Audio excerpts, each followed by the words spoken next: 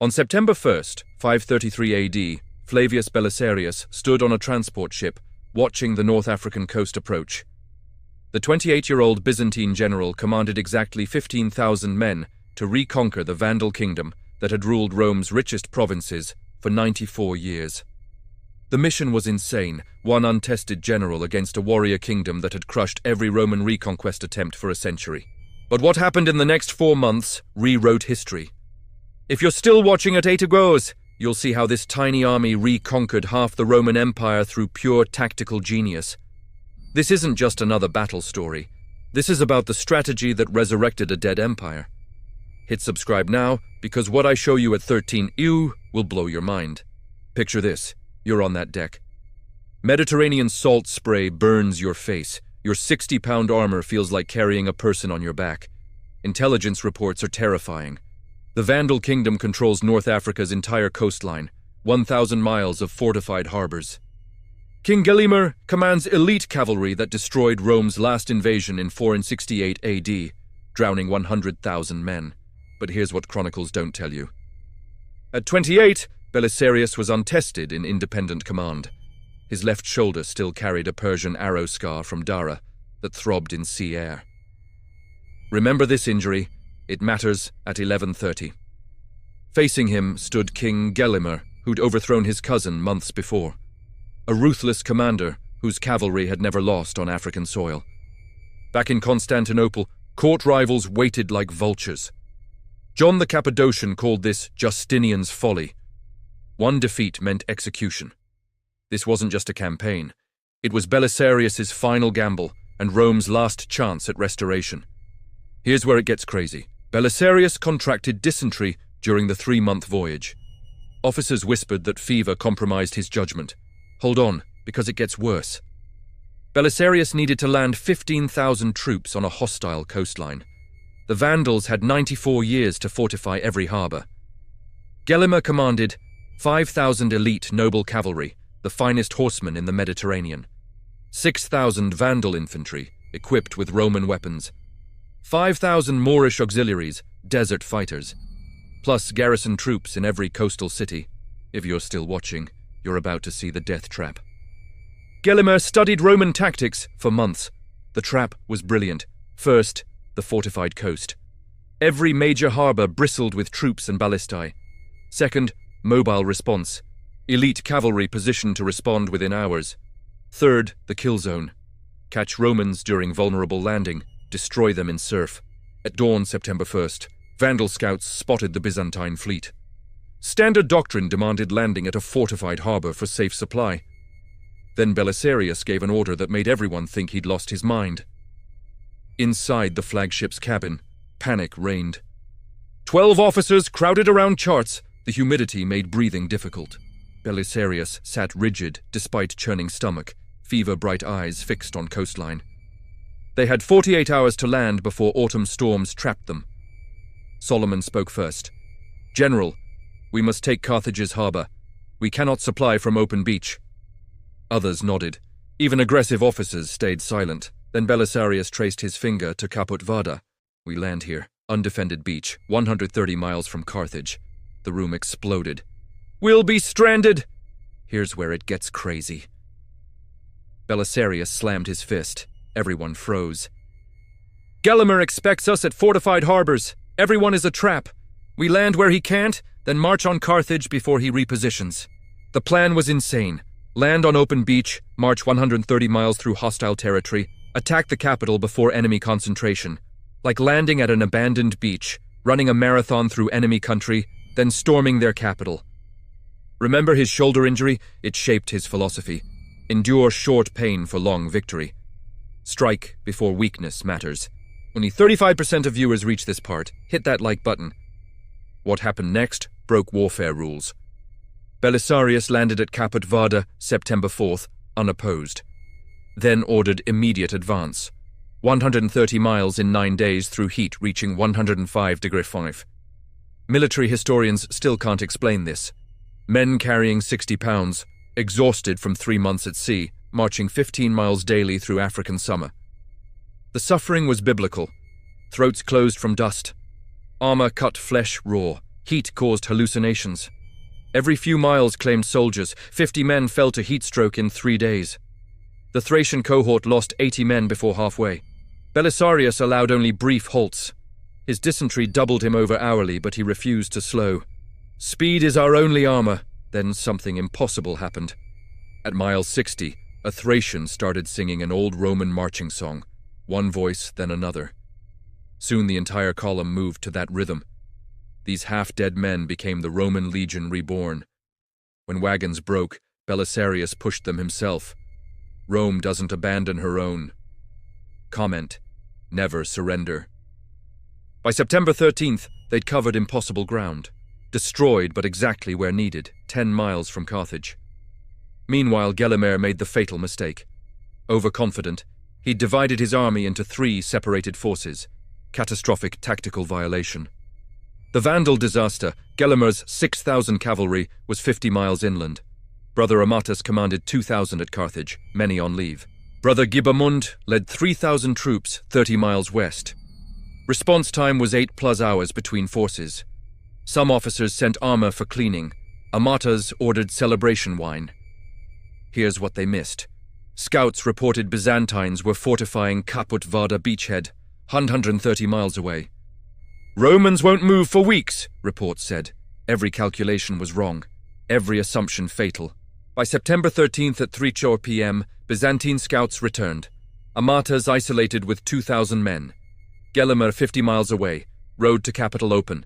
Still watching? The next 3 hours changed history. September 13th, 533 AD, 4 p.m. Everything changed. Dust clouds appeared. Amatas dismissed them. Impossible. Romans are days away. He sent 200 scouts. This mistake cost him 2 hours of life. By 5 p.m., Byzantine cavalry banners appeared 3 miles out. John the Armenian's 5,000-man vanguard in perfect formation. Vandal panic exploded. 2,000 troops frantically tried deploying, but were scattered. Men scrambled for weapons. Cavalry couldn't saddle horses fast enough. Pure chaos. Now Belisarius did the unthinkable. Like I promised at 0:30, this defied warfare laws. Doctrine demanded: wait for infantry, establish lines, conduct reconnaissance. Belisarius violated everything. He ordered immediate attack with 5,000 cavalry against 2,000 scattered Vandals. But Belisarius saw truth. Those 2,000 weren't an army. They were a mob with weapons. At 5:30 p.m., Belisarius raised his sword. If you haven't subscribed, do it now. 5:30 p.m. The sword dropped. 5,000 Byzantine cavalry charged at full gallop. The impact was like thunder. In the first minute, 500 Vandals simply ceased to exist.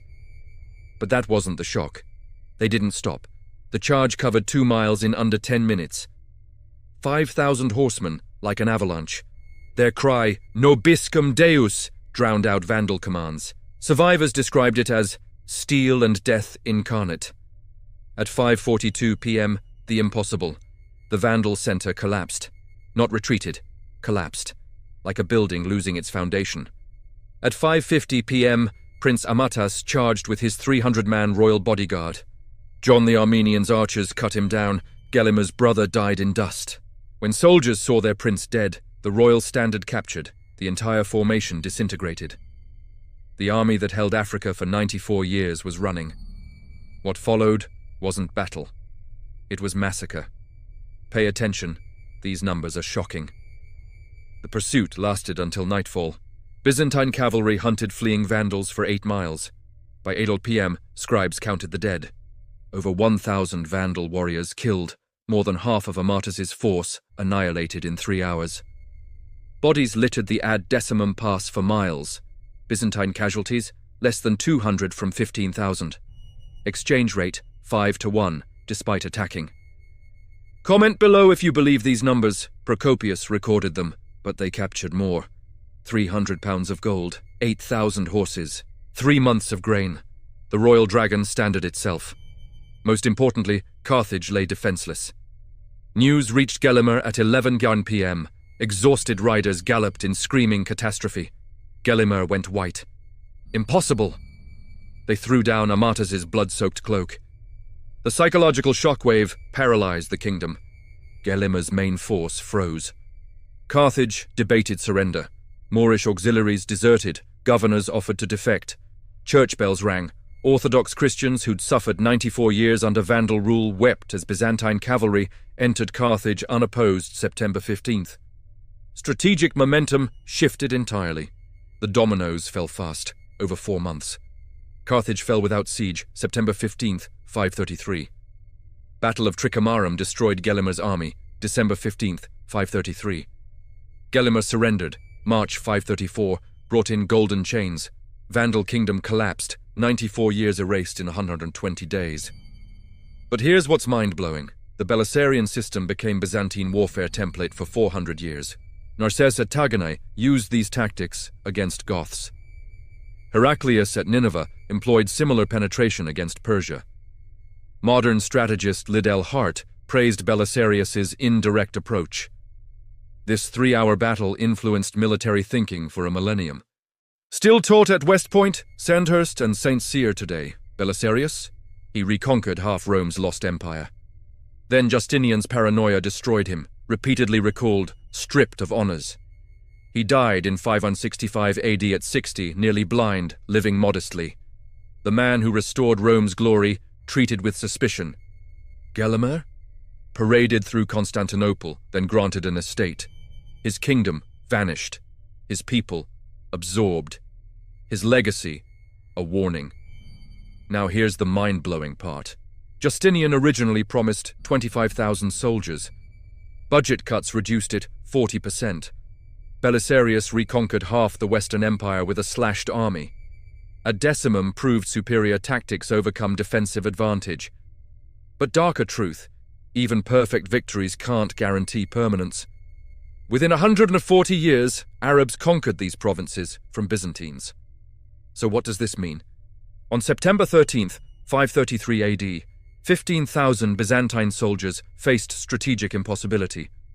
Landing on hostile shores, marching 130 miles through enemy territory, storming a capital defended by a kingdom that crushed Rome for a century. Every calculation said failure, every precedent said defeat, every expert said retreat. When sunset fell over Carthage 2 days later, those 15,000 proved that history belongs not to the strongest army, but to the boldest strategy. Not through numbers, not through technology, but through speed, deception, aggressive risk-taking, and a commander who understood that perfect timing beats perfect positioning. Belisarius, at 28, sick with dysentery, achieved what emperors thought impossible. What impossible thing are you facing? If inspired, hit subscribe and ring the bell. Comment. What's your impossible mission? Check out How Hannibal Crossed the Alps with War Elephants for another impossible achievement. Thanks for making it to the end, your top 12% of viewers. See you next time when we explore how 7,000 Byzantines held Constantinople against 200,000 besiegers. Remember, the impossible is just the difficult waiting for someone brave enough to try.